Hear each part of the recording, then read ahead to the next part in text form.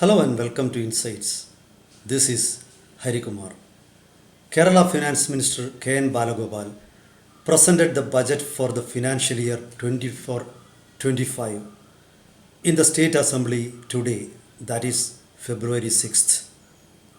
The budget does not have any major tax proposals or any major development announcements.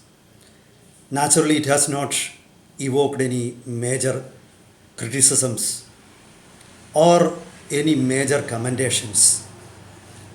After the budget, the opposition leader V.D. Satheeshan at a press conference raised certain very serious questions. Mr. Satheeshan questioned the very honesty or sincere integrity of the data, promises, and reviews in the budget. One of his main criticisms was the government has not spent money or any significant amount of money earmarked for the projects in the previous budgets. He said in the last year's budget, this current budget, the government has spent only 54% of the total sum earmarked for various projects. And the current financial year is going to end in March. It means just 1.5 months remaining. And how the government could spend the major part of money which is unspent. Because he says only 54% of the total amount is spent, and how the government is going to spend the rest, the 46%, that is simply impossible. Actually, the budget has exposed many such doubts. In the previous years, for example, in the present budget, the government has envisioned transforming Kerala to a knowledge-based economy. But has the government taken any significant step to make the dream a reality? One cannot find. There is no sign that Kerala is on its way to become a knowledge-based economy. And in the previous budget, the government has promised to link all the households in the state with its own telephone network, a K-phone. And the K-phone is not even a reality in government offices. And there are many complaints about it, even if that has been installed in any place. It means that many of the promises made by the government in the previous years have not materialized. It's not like that the government has failed to achieve it completely and only 75 or 80% has been achieved. It's nothing like that. The fact is that many of the projects, even 10% of success has not been achieved. This is one of the main issues. For example, in this budget also the government speaks about industrial corridors.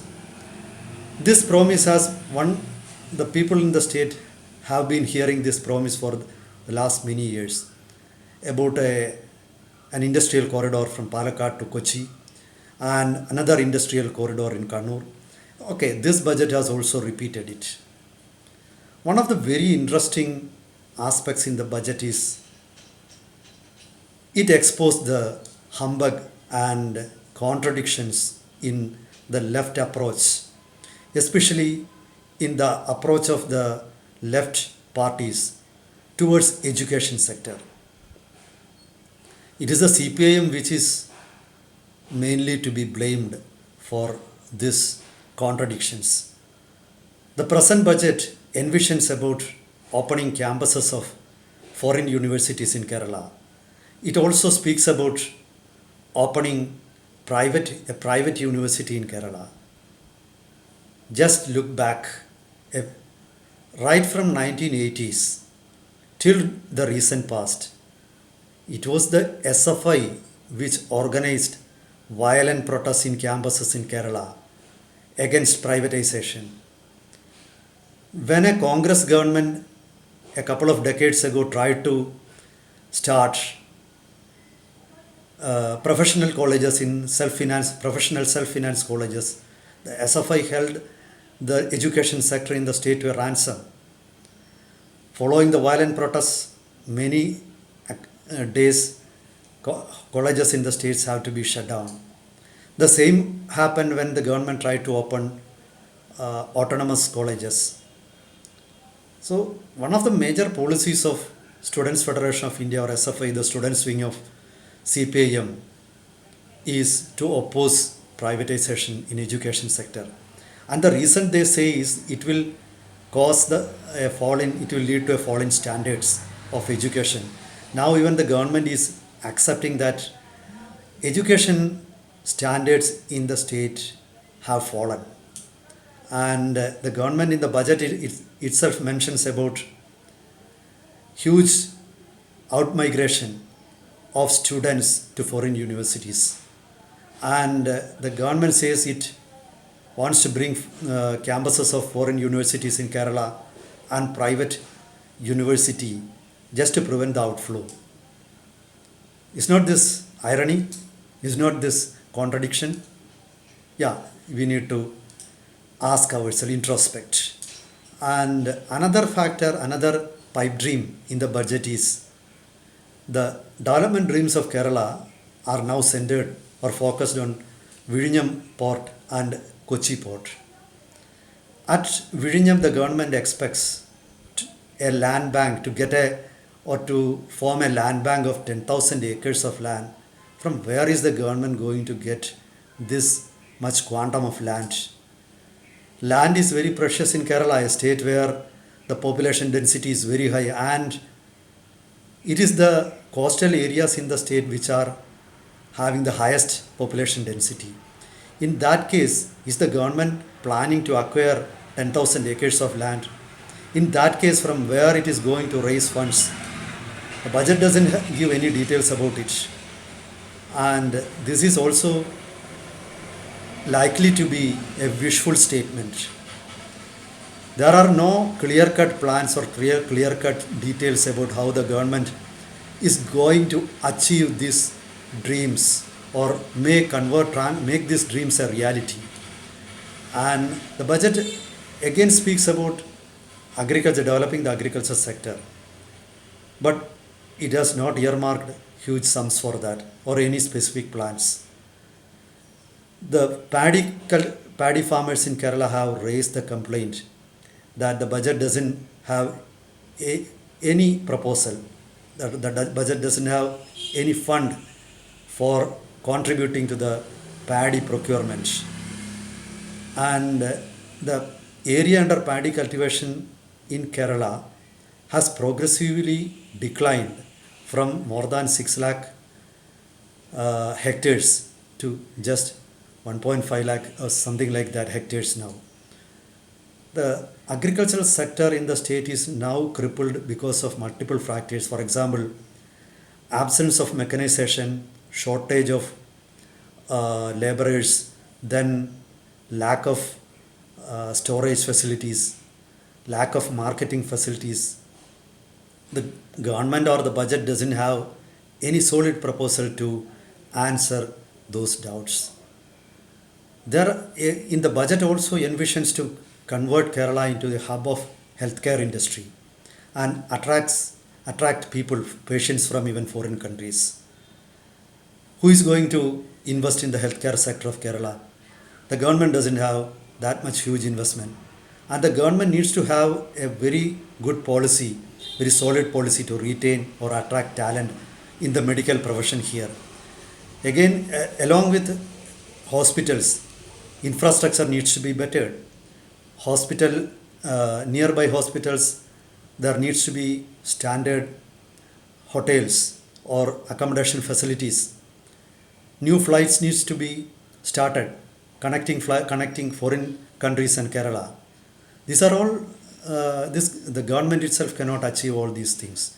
And again, the government envisions about developing tourism industry and inviting or attracting investment. The government in general says dreams about attracting rupees 3 lakh crore investment in Kerala in 3 years. Remember, the state is not a major destination for foreign funds. Recently, when the World Economic Forum meeting was held, two of the neighboring states of Kerala, that is Tamil Nadu and Karnataka, opened their own stalls there. And even countries like the United States were surprised by this because many of the states in the US now plan to open or take initiatives to attract investments to those their own areas. Our neighboring states, Tamil Nadu and Karnataka, are far ahead of us in attracting investments. Do we have any area where any specific area where we can claim that we have an advantage? For example, you go to Tamil Nadu. Tamil Nadu is the hub of automobile industry in India.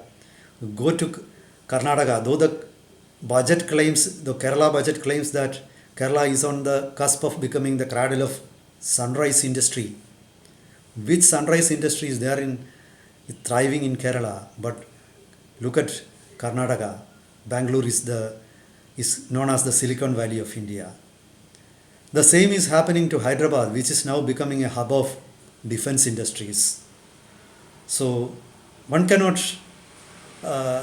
speculate who is going to invest in Kerala in a major way, something like 3 lakh crore in 3 years. So the Kerala government needs to delineate and convince investors as well as the people that the government means business. The budget, unfortunately, has failed to convince. It actually has raised many questions.